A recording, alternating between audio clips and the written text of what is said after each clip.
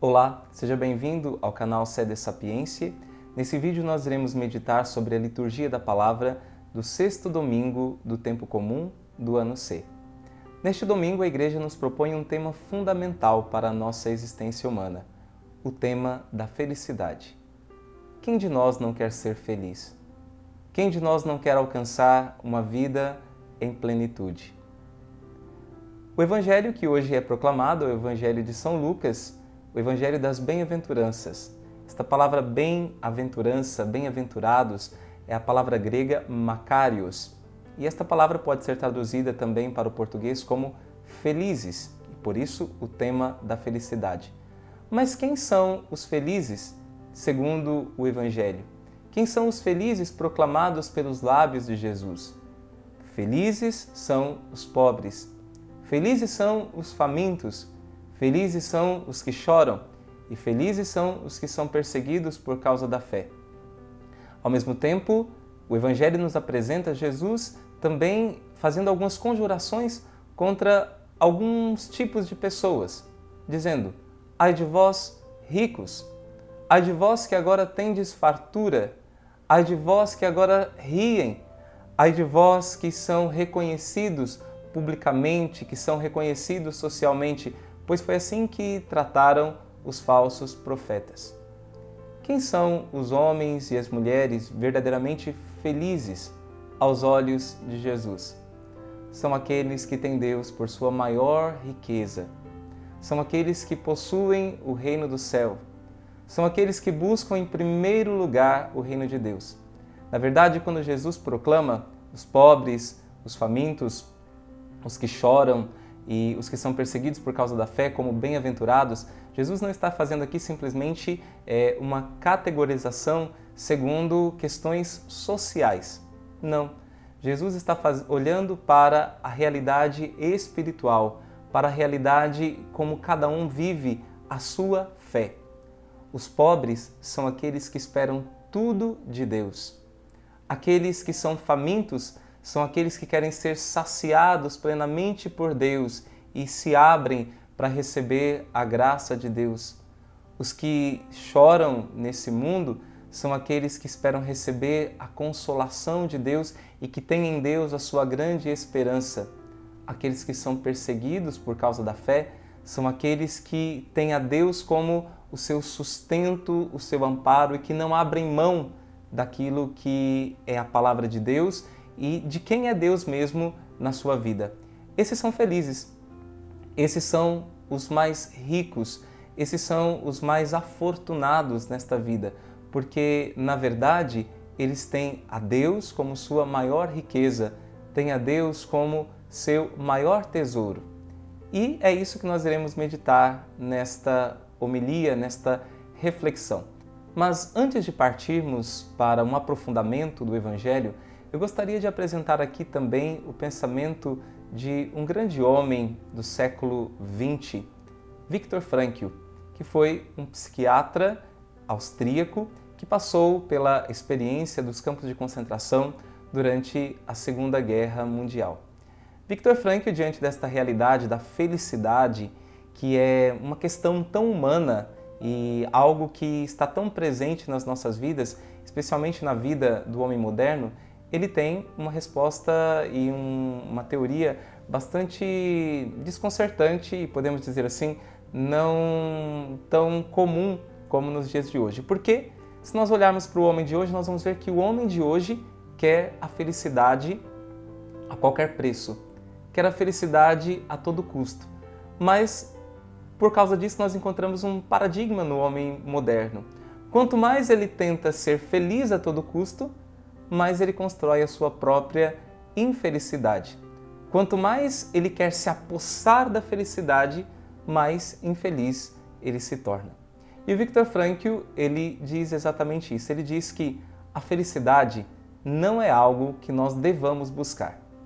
A felicidade não deve ser o objetivo da nossa vida. Ele diz que o que o homem quer não é a felicidade em si. O que o homem quer são razões para ser feliz. É isso que o homem busca em primeiro lugar. Desta forma, a felicidade ela não deve ser alvo de busca para nós. A felicidade é um efeito colateral de uma obra de grande sentido, de grande valor que foi realizada por nós. Quando nós realizamos algo significativo, quando nós nos doamos a uma causa nobre, quando nós nos doamos de maneira oblativa a uma pessoa ou a Deus a quem nós servimos, isto constitui razões suficientes para nós sermos felizes. Portanto, a felicidade é uma consequência do como nós vivemos a nossa vida. Por isso, quanto mais queremos nos apossar da felicidade, mais ela nos foge. Quanto mais queremos ser felizes para agora, mais a felicidade ela se torna distante de nós. Porque, em primeiro lugar, nós devemos realizar algo de significativo, de valoroso nas nossas vidas. E a fé, ela nos oferece a oportunidade para isso. Quando nós passamos pela tragédia, quando passamos pela dor, quando passamos pelo sofrimento e nós vivemos tudo isso com Deus, nós podemos transformar toda essa tragédia humana em causa de edificação e de elevação para nós mesmos. Portanto, a maior riqueza do homem, mesmo nas situações de privação ou de provação, é ter a Deus ao seu lado. E a maior tristeza do homem e a sua maior infelicidade é, mesmo ele tendo todos os recursos materiais, mesmo ele tendo todos os meios, ele não poder contar com Deus e ele não se fiar de Deus e apenas depender de si mesmo e apenas querer contar com as suas próprias forças. Na verdade, esse homem que está bem provido materialmente, ele é desprovido interiormente e por isso é o mais infeliz, o mais solitário e o mais pobre de todos os homens. E aquele que tem a Deus como o seu maior recurso, que tem a Deus como seu maior valor, que tem a Deus como seu maior bem, que busca a Deus em primeiro lugar, ele é rico aos olhos de Deus. A grande realidade que Jesus proclama no Evangelho de hoje, da bem-aventurança dos pobres, é porque eles haverão de possuir o reino de Deus. E não há maior riqueza do que essa, do que possuir o próprio Deus, presente na nossa vida. Isso constitui para nós motivo de felicidade verdadeira. Portanto, o que faz de nós pessoas felizes? Os homens são felizes, nós somos felizes na medida em que pomos a nossa confiança em Deus. E é isso que a primeira leitura do livro de Jeremias nos fala. Bendito o homem que confia no Senhor, cuja esperança é o Senhor. Ele compara esse homem que põe toda a sua esperança, toda a sua confiança em Deus a uma árvore plantada à beira da torrente, uma árvore que tem raízes profundas e que por isso está bem alicerçada, mas também ela está à beira da torrente para ali absorver toda a água necessária, tudo aquilo os nutrientes que são necessários. Então esse homem nunca deixa de dar os seus frutos ao seu tempo, frutos de perseverança, frutos de persistência, frutos de luta em meio à provação, em meio às dores, em meio aos sofrimentos desta vida. Então, nós devemos confiar em Deus, devemos ter a nossa esperança maior em Deus, tanto nesta vida, mas muito mais para a vida futura. E nesse sentido, a segunda leitura de hoje nos apresenta uma frase lapidar para aquilo que é o sentido da nossa vida, da nossa fé. Nós não colocamos a nossa esperança em Deus apenas para esta vida, mas nós esperamos possuir a felicidade eterna, o reino futuro preparado por Deus para nós. Aquilo que São Paulo também nos diz na carta aos Coríntios. Coisas que os olhos não viram, que os ouvidos não ouviram, que coração algum jamais pressentiu. Tais são as coisas que Deus tem preparado para aqueles que o amam. Então esta frase lapidar da primeira leitura de hoje é esta: se é para esta vida que nós pusemos a nossa esperança em Cristo, nós somos, de todos os homens, os mais dignos de compaixão, os mais infelizes, porque a nossa esperança colocada em Deus ela é cheia de imortalidade. Ela não é apenas para esta vida. Nós passamos todas as realidades por Deus e com Deus, esperando estar ao lado dele na felicidade eterna, no reino dos céus, que, claro, já começa a ser vivido por nós aqui nesta terra, mas será pleno apenas na realidade celeste. Então, se a nossa felicidade ela está na medida em que nós colocamos a nossa confiança em Deus, a nossa infelicidade ela está na medida em que nós nos apoiamos em nós mesmos ou nas coisas desta terra. Por isso, o profeta Jeremias vai dizer: maldito o homem que confia no homem e faz consistir a sua força na carne humana, enquanto o seu coração se afasta do Senhor. De fato, é uma insensatez, é uma falta de sabedoria colocar toda a nossa confiança naquilo que perecerá, naquilo que acabará. É por isso que Jesus diz: olha, ajuntai vossos tesouros para o céu, onde nem a traça nem a ferrugem pode corroer. O homem rico aos olhos desse mundo muitas vezes é pobre, pobre de vida espiritual, pobre de esperança em Deus, pobre de esperança nos verdadeiros valores que jamais passarão. É por isso que Jeremias compara esse homem que põe toda a sua esperança nas coisas deste mundo, na força humana, compara esse homem com um cardo do deserto, que não vê chegar a floração e que vegeta no ermo seco, em região salobra e desabitada. Também o Salmo 1, que é o Salmo deste domingo, compara esse homem que põe sua esperança nos bens deste mundo como uma palha seca, espalhada e dispersada pelo vento.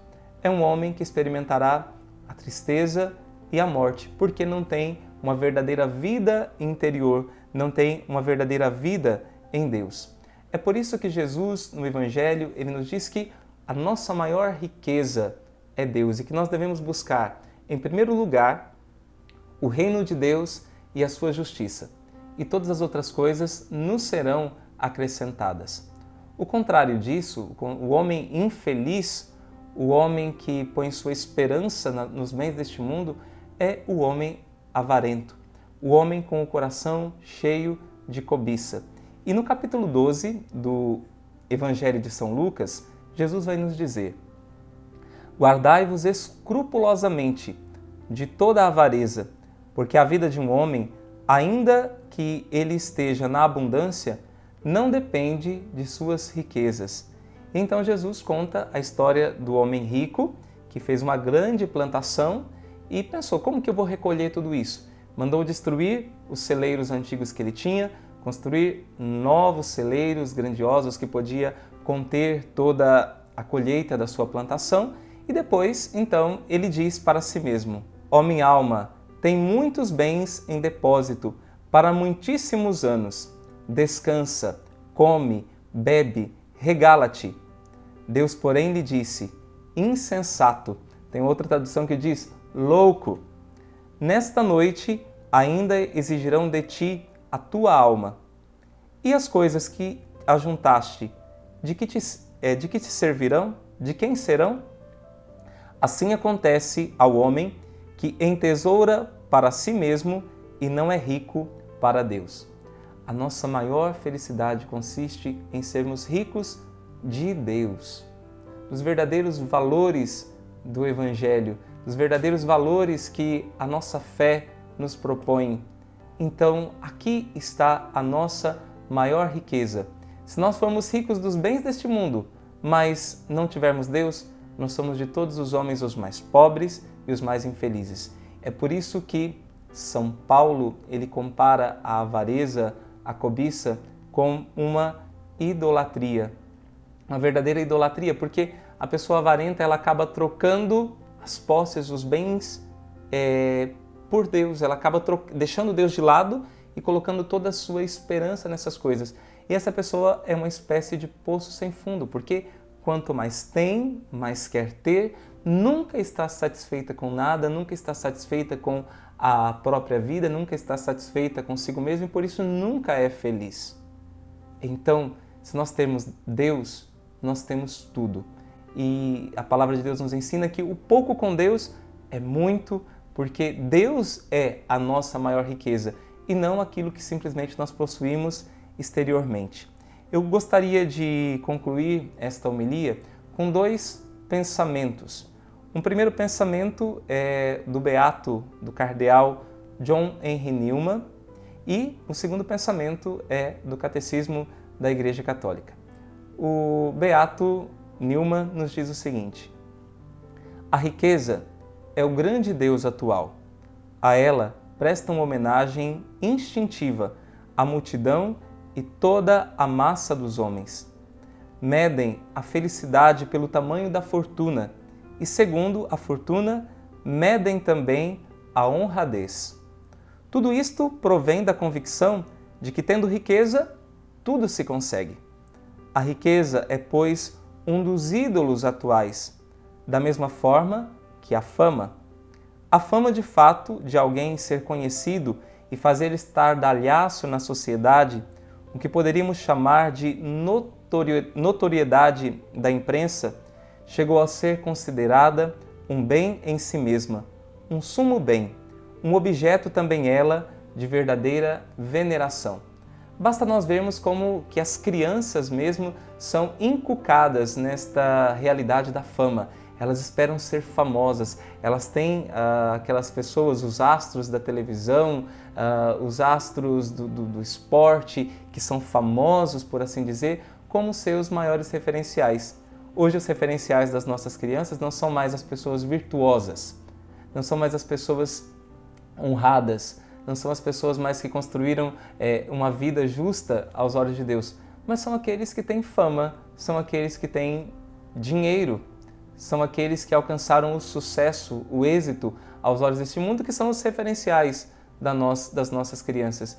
E isso é uma pobreza de espírito muito grande, porque faz com que elas cresçam nesta busca frenética por algo mais, algo maior, e não preencham os seus corações de Deus. Devemos pensar nisso e ver que nós muitas vezes estamos caminhando nesta corrente e por isso, porque queremos ser felizes a todo custo, queremos obter êxito para esse mundo, acabamos construindo a nossa própria infelicidade, porque não temos aquilo que realmente preenche o nosso coração das verdadeiras alegrias e da vida em plenitude. Eu concluo com um pensamento do Catecismo da Igreja Católica. A prometida bem-aventurança nos coloca diante de escolhas morais decisivas. Convida-nos a purificar nosso coração de seus maus instintos e a procurar o amor de Deus acima de tudo.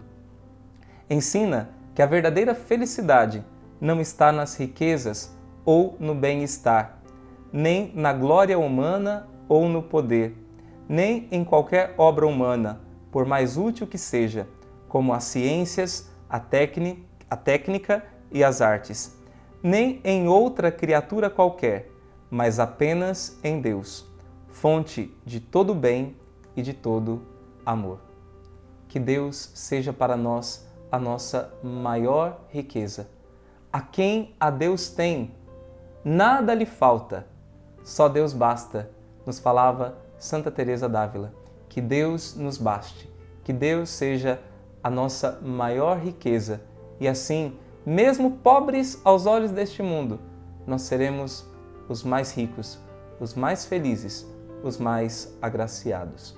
Deus te abençoe.